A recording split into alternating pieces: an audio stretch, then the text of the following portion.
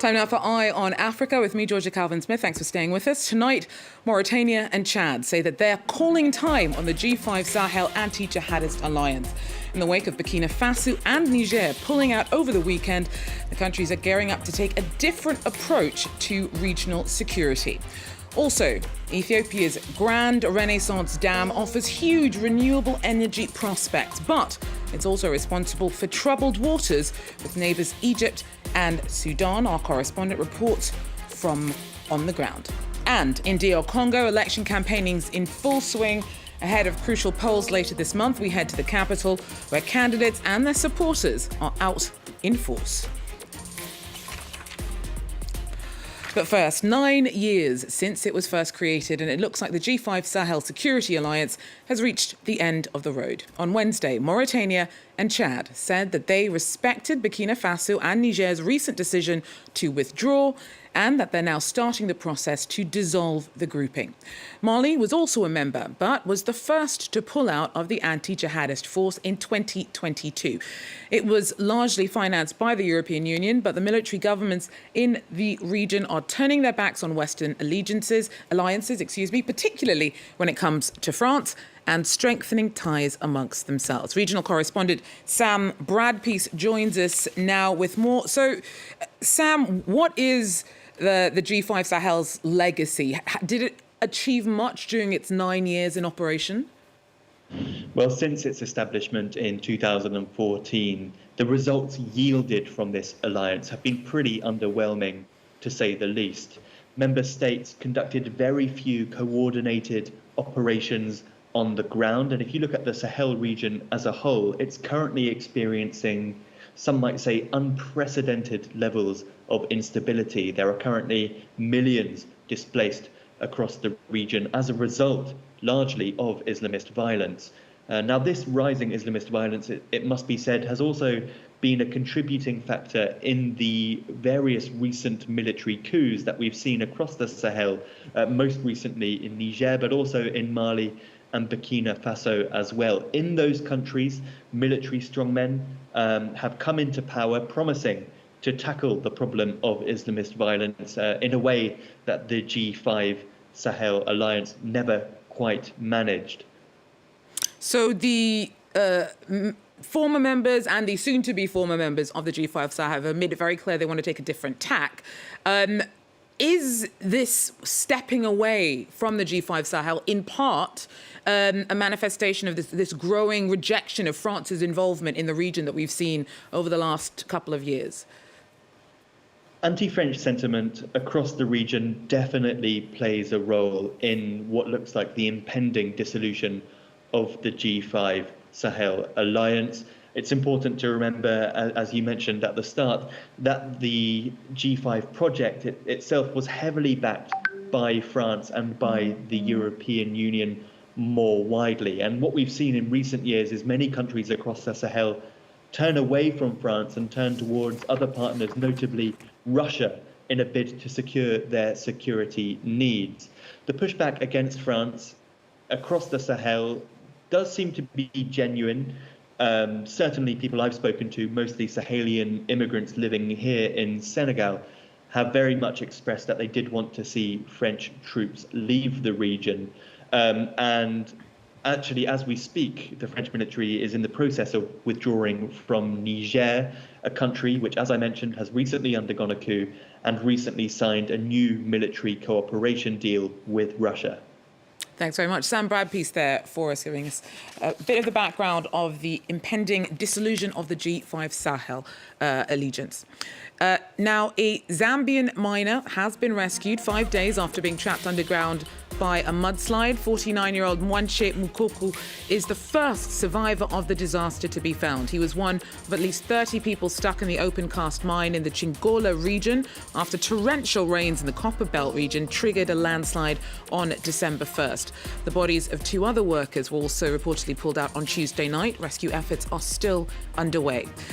Uganda's accused the US of trying to pressure it into accepting homosexuality by bringing in more sanctions for Kampala's officials.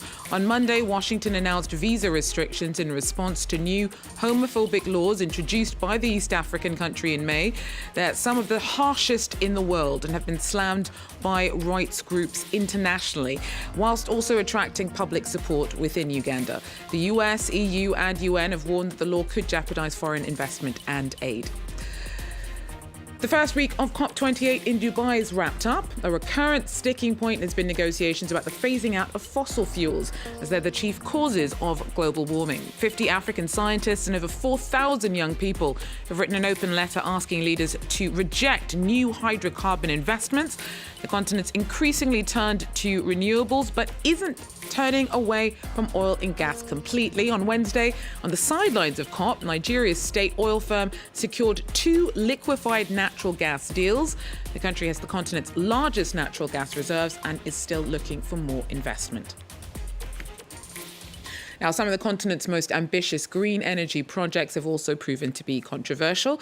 The Grand Ethiopian Renaissance Dam is the biggest of its kind in Africa. The hydroelectric power station is a source of national pride, but is also the source of a long-running dispute with Egypt and Sudan, who also share the Nile's waters with Ethiopia. Our correspondents report. 10 million cubic metres of concrete, holding back nearly 75 billion cubic metres of water. Once the construction is finalised, Africa's largest dam will generate double Ethiopia's current energy production. The water potential energy change into a mechanical energy, and once this water hits the turbine and it goes back to the river. Only 2 generators are currently in operation, the others are being installed. The size of these rotors are so big, you cannot transport being completed from the factory because of the size and the weight. Most of them are assembled here. The project, expected to be completed by 2027, employs nearly 6,000 Ethiopians. Its impact will be huge. More than 50% are not yet electrified. This energy will change the access coverage of the country, and at the same time, this energy will also help to attract investment into the country and make impact positively on the economy. The water is released at a regular rate, which controls the flow and seasonal flooding of the Nile. But an impact study hasn't been carried out yet, causing concern in downstream countries. Egypt and Sudan claim a historic right to the waters, which Ethiopia has rejected. They are negotiating on the filling and operation of the dam. At the same time, they are also want to sustain the existing status quo that was established by the 1959 agreement that allocates water for themselves. So, in the absence of any water sharing agreement that is comprehensive, it may not be possible to reach on binding agreement. Ethiopia is saying that the electricity should benefit the whole region. But its use will have to be regulated to avoid tensions over this precious resource.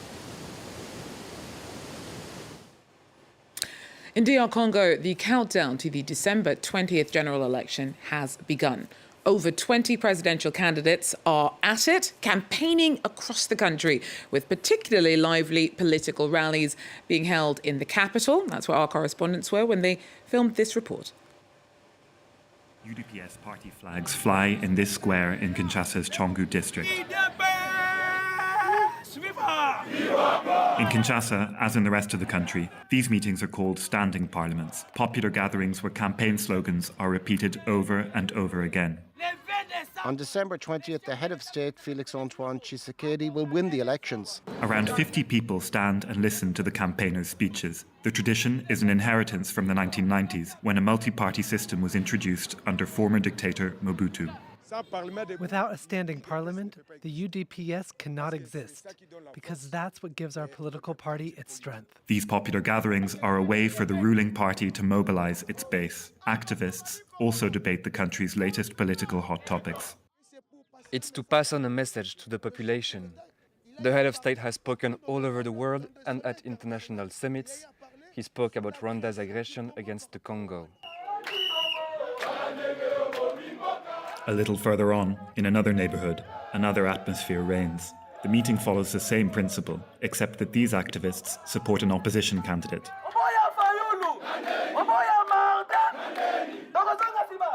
This is not a standing parliament, a term which is reserved only for pro-government meetings. This is a place of resistance. The UDPS has failed miserably. It's unable to provide electricity, water, or security. With the presidential election just a couple of weeks away, campaigners are rushing to organise as many supporters as they can to informally monitor the voting process. Many of them say that their candidate, Martin Fayoulou, was unfairly robbed of victory in the 2018 election. We'll be present at every polling station. We'll be there to block the path of these people. Once again, they want to steal the victory from the Congolese people. For several weeks now, the 23 presidential candidates have been holding meeting after meeting in an attempt to win over the country's nearly 44 million registered voters. Well, that's it for Eye on Africa for now. Thanks for joining us, though, and do so again if you can. Till then, take care.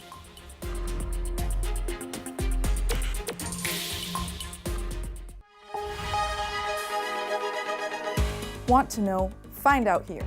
With France 24, learn to tell what's true from what's fake on social networks. Identify the false rumours in European news stories.